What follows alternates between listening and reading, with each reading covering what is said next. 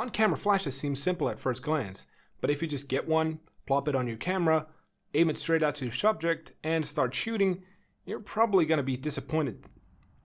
Because there's more to it than that. So, let's talk.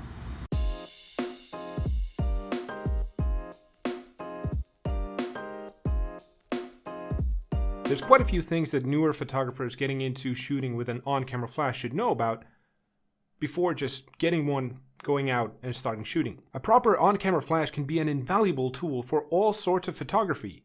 Events, weddings, portraits, whatever sorts of situations where you just don't have the chance to bring external light with you. But shooting with your light directed straight at your subject will result in really hard light and extreme shadows, which tend to lead to a unflattering end result. Because in that sort of a case, all the imperfections come out and they're even highlighted. But there is a way to avoid that, by bouncing the light. What that means is turning the flash towards something else, something bigger that it can reflect off. Of course, this requires you to have a flash that can have its head rotated. And that is probably the one that you want to go for anyway, if you can. But what can you use as a bounce? Well, the simplest options would be the ceiling by pointing it upwards, or the wall next to you by pointing the flash to the side, at the wall. These all also have differences, so let's have a look at some examples. First of all, here's what a photo shot with direct flash looks like. It's extremely rough. And I tried to make the situation as challenging as possible by standing close to a wall, which is a very unflattering wall, and the location's only other light source is a very bad quality ceiling light. So it's not a flattering situation to begin with, and then add the harsh light and the extreme shadows on the wall and on the subject from the direct flash, it gets even worse. So I think we can all agree that these photos look absolutely awful. Now, some flashes do come with a small diffusion cap, but even using this, the direct flash is still not good looking. It's a little better, but I still wouldn't use this. But then, if we simply turn the flash straight up and use the white ceiling as the bounce, everything gets a lot smoother instantly. The shadows on the wall are barely there. They're there, but barely. And all of the shadows on the subject are a lot smoother. All of those imperfections are not highlighted anymore, and it's overall just a much more flattering image. On top of that, the bounce does give the light some directionality, so it looks like the light is coming from above, giving it a bit more of a dynamic feel. This is also called butterfly lighting, by the way. Now, if you just add the diffuser cap on top now, with the light pointing upwards, everything becomes even smoother. Now that is a very usable photo. But there is an even better way. If you can get yourself close to a wall, now you can use that wall to give you some more directionality and some more dynamic shadows. Since the light is now coming from the side, you're getting something that is more in the vein of loop lighting.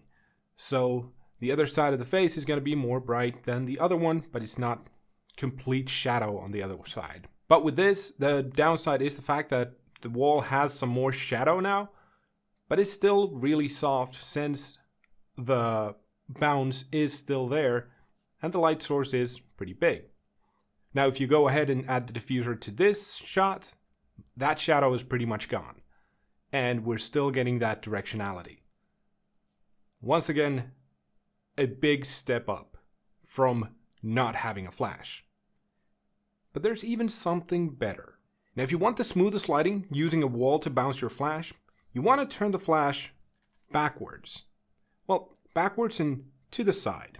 Using the flash this way gives you the absolute smoothest lighting overall in the photo. This is pretty much what you probably expected to get when you first aimed your flash at the subject. Now, this does mean that you have to get relatively close to a wall, and the subject can't be that far away from you either. And you want to be careful that you don't accidentally flash yourself or other people standing around. But if you have the means and you're going for the flat, flattering, smooth look, this is pretty hard to beat. Now, of course, there are going to be situations where you just cannot bounce a flash.